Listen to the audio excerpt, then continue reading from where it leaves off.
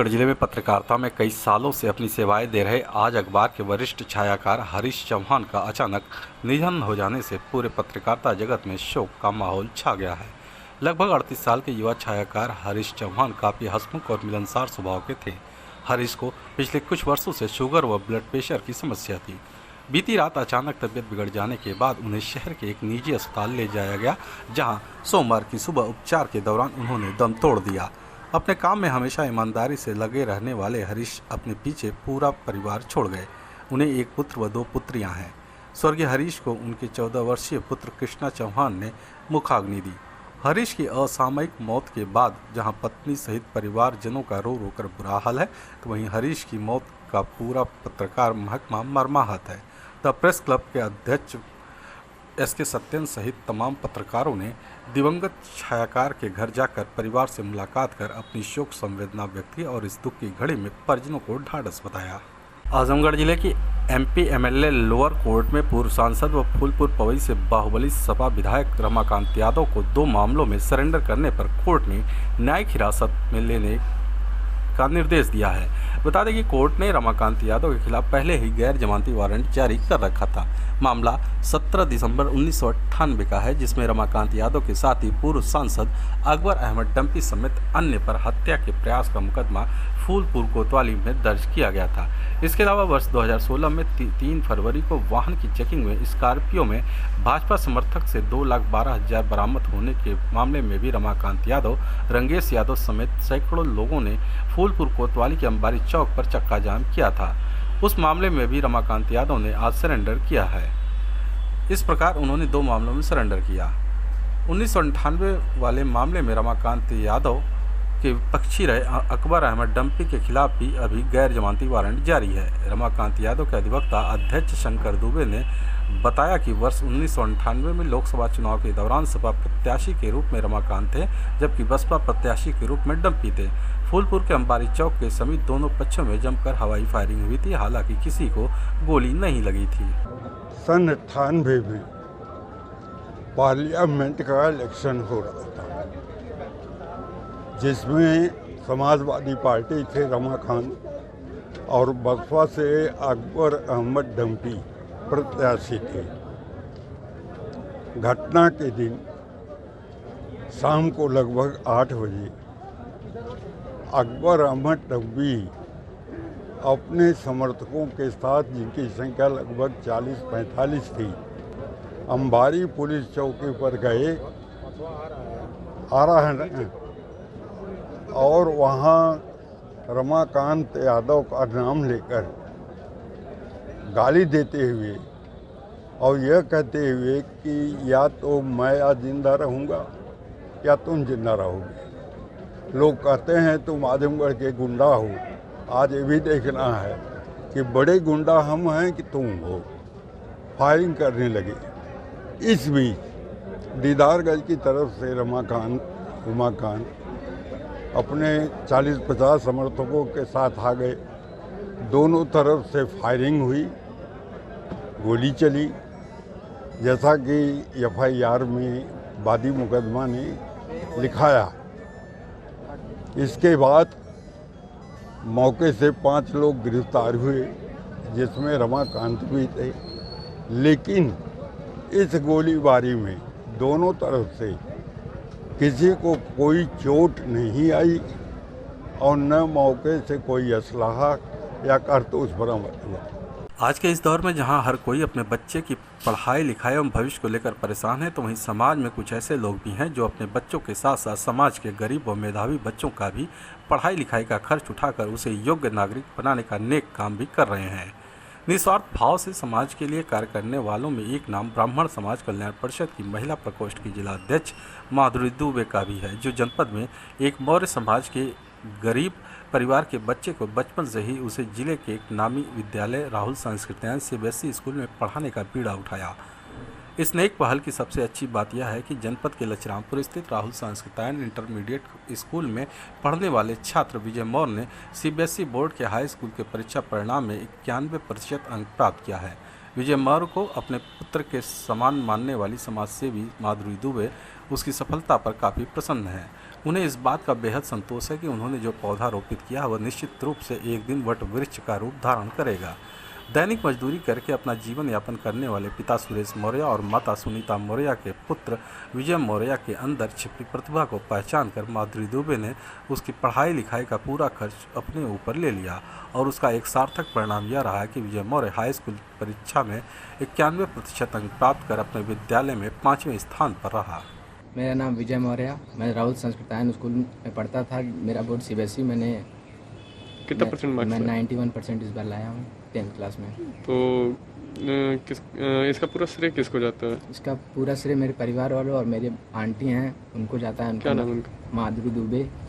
तो किस तरह का उन्होंने मतलब सहयोग किया आपको? अरे हमारी आर्थिक स्थिति बहुत ही खराब है, तो उन्होंने हमारी आर्थिक स्थिति में बहुत मदद की। कॉपी किताब से लेकर हमारे फीस तक उन्होंने सब देखा है।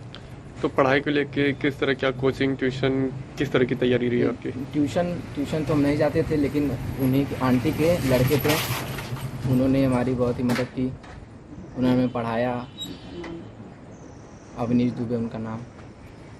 तो आगे का एम क्या है आपका? आगे का एम हमको आईटी कॉलेज में एडमिशन लेना। सुनीता देवी मेरा नाम बा।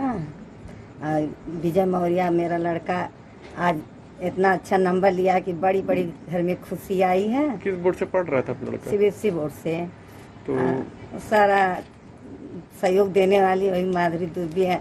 उन्हीं के घर गए। हमारा स्थिति इतना खराब था कि हम इतना सोच ही नहीं रहे कि हम ये स्कूल में लड़का को अपना पढ़ा लेंगे, लेकिन वही लोग इतना बढ़ा दिए हैं कि हमारे लड़का के ले जाके वो स्कूल में डाल दें कि आज वो लड़का मेरा इतना आगे निकल गया कि सबके मोहल्ले वालों को भी खुशी हो गई है। अपने लड़के से आगे क्या उम्मीदें हैं आपकी जुड़ी हुई? हमको बस वही उम्मीद है कि मेरा लड़का नौकरी सरकारी जॉब करने लगे, मेरा घर अच्छा हो जाए, बन जाए, सब मेरी उम्मीद है। आजमगढ़ जिला कांग्रेस कमेटी के कार्यकारी अध्यक्ष रमेश राजभर के नेतृत्व में कांग्रेसियों ने बीजेपी सरकार द्वारा बिना तथ्यों सबूतों के ईडी का दुरुपयोग कर अखिल भारतीय कांग्रेस कमेटी की कार्यकारी अध्यक्ष सोनिया गांधी की छवि खराब करने को लेकर ईडी के दुरुपयोग के विरोध में नारेबाजी करते हुए कांग्रेस कार्यालय से जुलूस निकाला। अग्रसेन चौराहे से नेहरू हाल होते हुए कलेक्ट्रेट के सामने बाबा साहब भीमराव अम्बेडकर के प्रतिमा स्थल पर पहुंचकर सत्याग्रह किया, रामधुन गाया।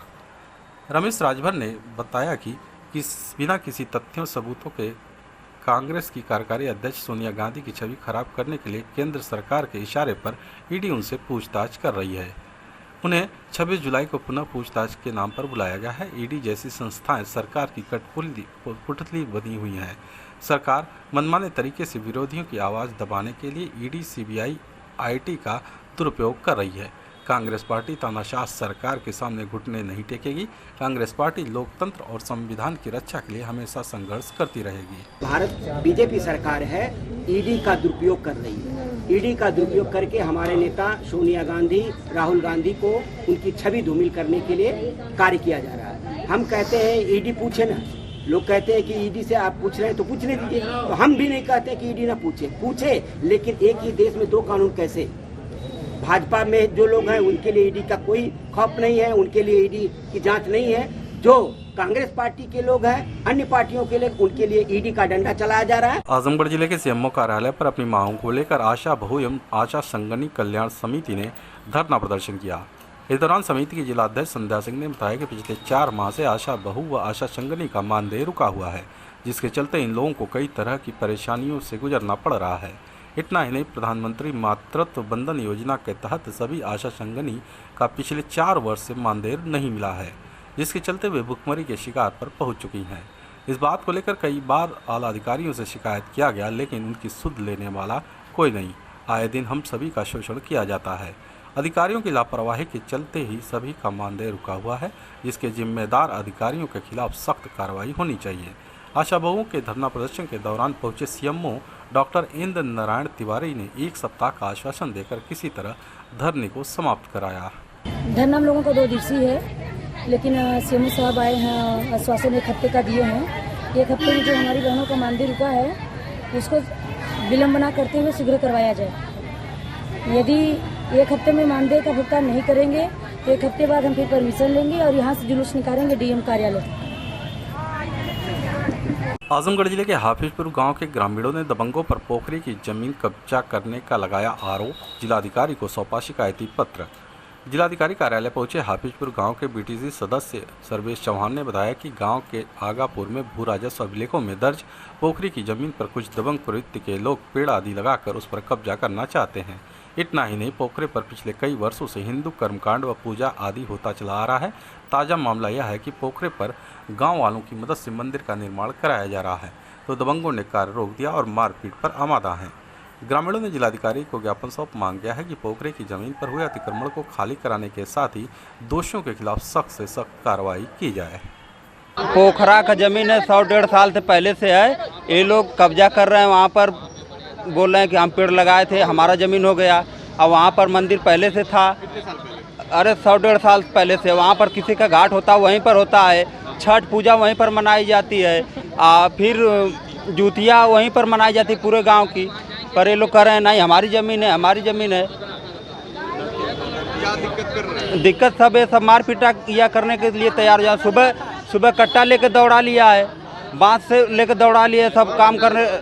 क्या चाह रहे हैं? हम लोग चाह रहे हैं कि उसको वहाँ पर मंदिर बने, नहीं बनेगा तो हम लोग कुछ भी कर सकते हैं। क्या करेंगे? अगला कदम क्या होगा?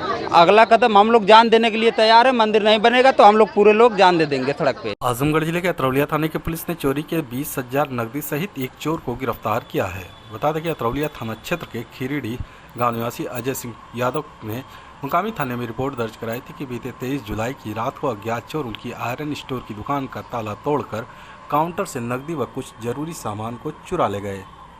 पुलिस रिपोर्ट दर्ज कर आरोपी चोर की तलाश में जुट गई। इसी बीच अतरौलिया थाने पर तैनात वरिष्ठ उप निरीक्षक यशवंत सिंह को मुखबिर से सूचना मिली कि दुकान में चोरी करने वाला चोर हाईवे पर मौजूद है, जो कहीं भागने की फिराक में है। सूचना के आधार पर वरिष्ठ उप निरीक्षक यशवंत सिंह अपने हमराइयों के साथ दबिश देकर चोर को गिरफ्तार करने के साथ ही उसके पास मौजूद चोरी के 20,000 रुपये नकद बरामद कर लिया। पकड़ा गया चोर ब्रजेश निषाद अतरौलिया थाना क्षेत्र के महादेवपुर गांव का निवासी है। पुलिस ने अवैध असलहा और कारतूस के साथ एक अभियुक्त को जमीरपुर नहर पुलिया के पास से किया गिरफ्तार।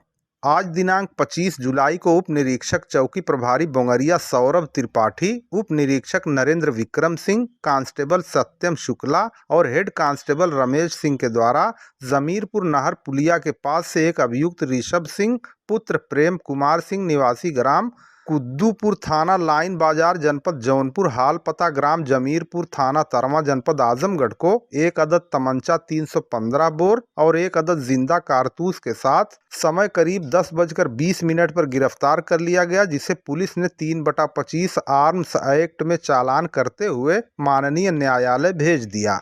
भाजपा मंडल देवगांव सिधौना के कार्यकर्ताओं ने देवगांव में द्रौपदी मुर्मू के राष्ट्रपति बनने पर बाजे गाजे के साथ निकाली शोभा यात्रा। भाजपा मंडल देवगांव सिधौना के कार्यकर्ताओं ने आज सोमवार को मंडल अध्यक्ष अवधराज यादव के नेतृत्व में आदिवासी महिला द्रौपदी मुर्मू के राष्ट्रपति बनने पर बाजे गाजे के साथ देवगांव में शोभा यात्रा निकाली। शोभा यात्रा सईमल कुटी देवगांव से आरंभ होकर देवगांव कस्बे का भ्रमण करती हुई पुनः सईमल कुटी पर वापस आई। इस मौके पर भारतीय जनता पार्टी जिंदाबाद, द्रौपदी मुर्मू जिंदाबाद के गगनभेदी नारे लगाए गए। भाजपा कार्यकर्ता काफी उत्साहित नजर आए। शोभा यात्रा में बड़ी संख्या में वनवासी महिलाओं और पुरुषों ने भी भाग लिया। इस मौके पर योगेंद्र राय, ओम प्रकाश सिंह, मिथिलेश सिंह, मंडल महामंत्री राजेश सिंह, आशीष सिंह, बिलाल यूसुफ खान, भानु प्रकाश सिंह, कपिल चौरसिया, मनोज सिंह, ऋषभ सिंह, दुर्गा सिंह, गणेश सिंह, घनश्याम श्रीवास्तव, रामसेवक यादव, पारस यादव प्रधान, रामलखन चौहान, बाबूराम चौहान, राजनारायण मौर्य, धर्मेंद्र सिंह, डॉक्टर केदार यादव आदि मौजूद रहे। पिथौरपुर उसरी बस्ती गांव में खेलते समय ट्रांसफार्मर लगे पोल के स्टिक में उतरे करंट की चपेट में आकर 12 वर्षीय बालक की मौत, परिजनों में मचा कोहराम। आज सोमवार को दोपहर समय करीब 1:30 बजे पिथौरपुर उसरी बस्ती गांव में कुछ बच्चे खेल रहे थे। बच्चों के साथ खेलते समय ननिहाल में रहकर पढ़ाई कर रहा 12 वर्ष का राजन पुत्र मुन्ना गौड़ निवासी देवखरी थाना कोतवाली आजमगढ़ ट्रांसफार्मर लगे पोल के स्टेक को पकड़ लिया, जिसमें उतरे करंट की जद में आने से राजन की मौके पर ही मौत हो गई। साथ खेल रहे बच्चों ने शोर मचाया। परिजन जब घटना स्थल पर पहुंचे तो राजन की मौत हो चुकी थी। सूचना पर पहुंची पुलिस ने शव को अपने कब्जे में लेकर पंचनामा भरकर पोस्टमार्टम के लिए जिला अस्पताल भेज दिया। मृतक 3 भाइयों में तीसरे नंबर पर था और पिथौरपुर उसरी गांव में अपने नाना राम अवतार गौड़ के यहां रहकर कृष्णा पब्लिक स्कूल गोपालपुर में कक्षा 7 में पढ़ता था।